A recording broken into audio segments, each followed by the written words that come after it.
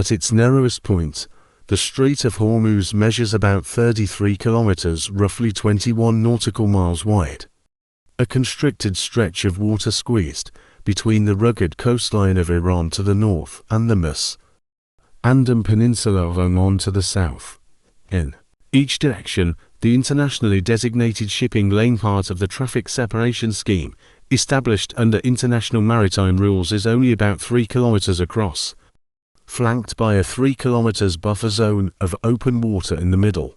That leaves a total navigable corridor for large vessels of roughly 6 kilometers, with the remaining width to shallow or hazardous for supertankers. This 3 kilometers strip in each direction represents the width of a small town, a distance a fit person could walk in about 30 minutes on flat ground. Yet through that slender ribbon of ocean passes an extraordinary volume of the world's energy, approximately $500 billion worth of hydrocarbons every single year.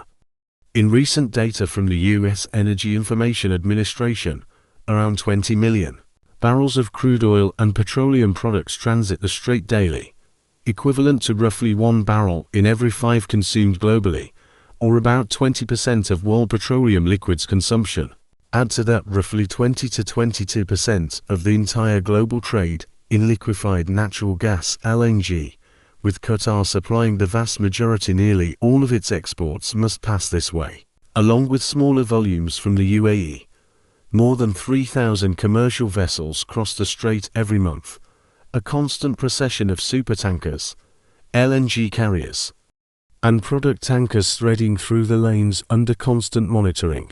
The Strait of Hormuz is not merely a waterway, it functions as the circulatory system of the modern global economy, pumping the lifeblood of fuel to factories, power grids, transportation networks, and homes across continents.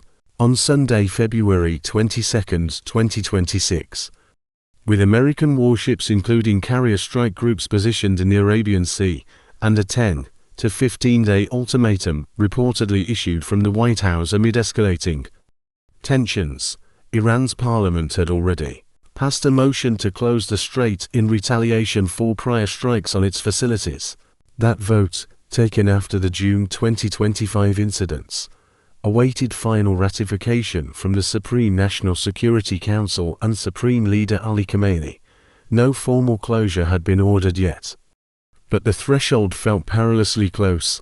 Energy analysts, naval strategists, and risk modelers had been losing sleep for weeks over the central, haunting question that much of the world had not yet fully grasped: what happens to the 35-plus countries most dependent on Persian Gulf energy flows when those 3 kilometers lanes go dark?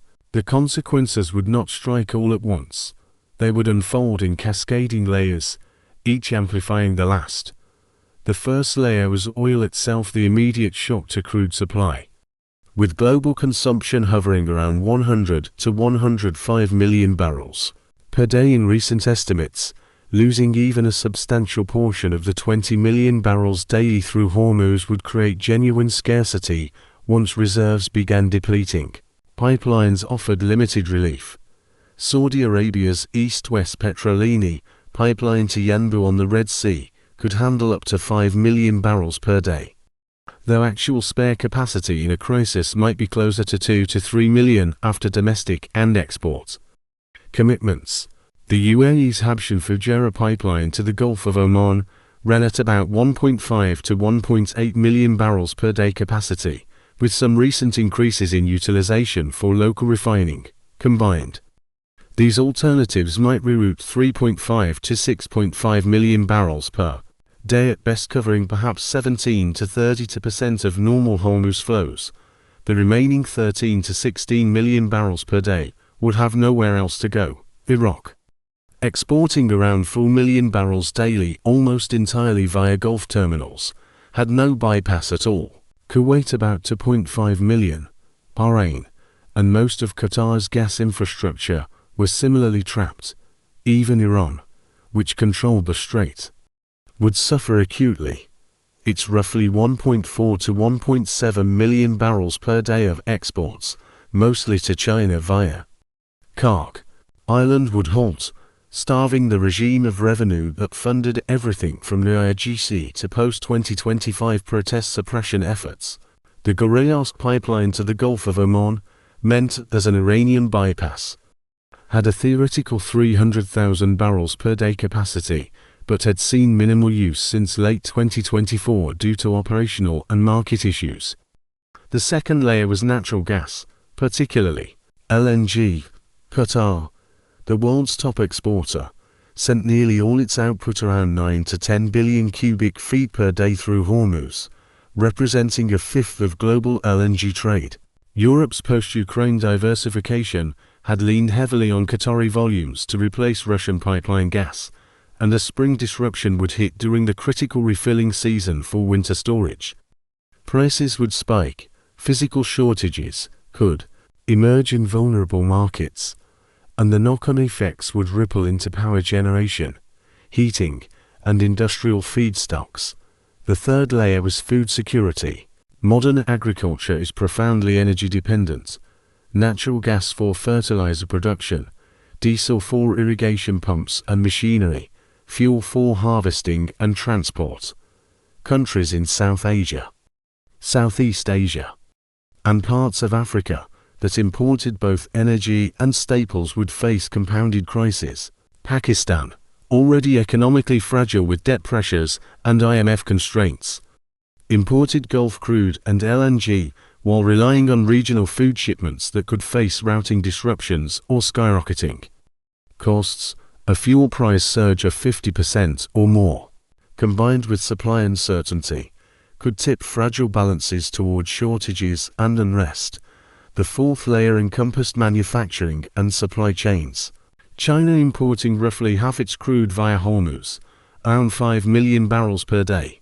India 40% of crude, plus Qatari gas. Japan 95% of crude from the Middle East, 80% via Hormuz, and South Korea 60 to 70% via the Strait, together accounted for nearly 70% of Hormuz crude flows. These nations formed the industrial backbone of global goods production. Factories running continuous processes from steel to semiconductors to consumer electronics good, not simply throttled down proportionally. Interruptions often meant full shutdowns until energy returned. Higher costs and delays would transmit outward rapidly through global prices, hitting retail shelves in the U.S. and Europe within weeks. The fifth layer involved macroeconomic shockwaves, surging debt burdens, mortgage rates, inflation, and currency pressures as governments grappled with subsidies, rationing, and fiscal strain. Oil price models varied, but converged on severe outcomes. In full closure scenarios, analysts projected Brent crude climbing to $120 to $130 per barrel or higher. In prolonged cases with scarcity dominating, figures approached $150 or beyond as strategic reserves USSP are at 350 to 400 million barrels. Coordinated stocks around 1.5 billion offered only temporary buffers, perhaps 100 to 110 days of offset at maximum drawdown before depletion accelerated bidding wars. Beneath these layers lay the foundational assumption that had underpinned the post-1970s global economy. The Strait of Hormuz would always remain open for commerce. It had weathered threats: the 1980s tanker war with mines and reflagging operations under Operation Earnest Will, the Gulf Wars, the nuclear deal's rise and fall, maximum pressure campaigns, and the 2025 strikes but never a sustained, deliberate closure. The paradox was stark. Iran held the geographic leverage, but would self-inflict catastrophic harm by exercising it, cutting off its own lifeline while inviting overwhelming retaliation.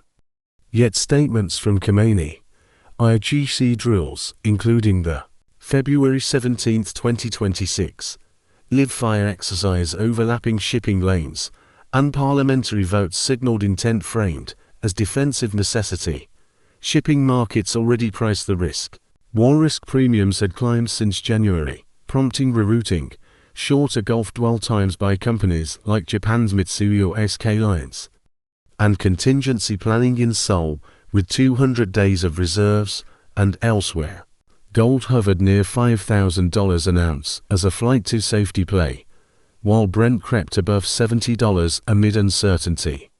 As supertankers continued their measured procession through the 3 kilometers inbound lane on that Sunday morning, 330-meter VLCCs navigating the regulated path between Iranian shores and Omani waters. The assumption held for one more day. The tankers carried not just crude, but the fragile confidence that the system would endure. When or if that confidence shattered, the world would discover the true cost of those 3 kilometers, not just in dollars per barrel, but in the reordered realities of energy, food, industry, and stability for billions. The narrowest point had always been wide enough to hold the economic fate of dozens of nations in its current,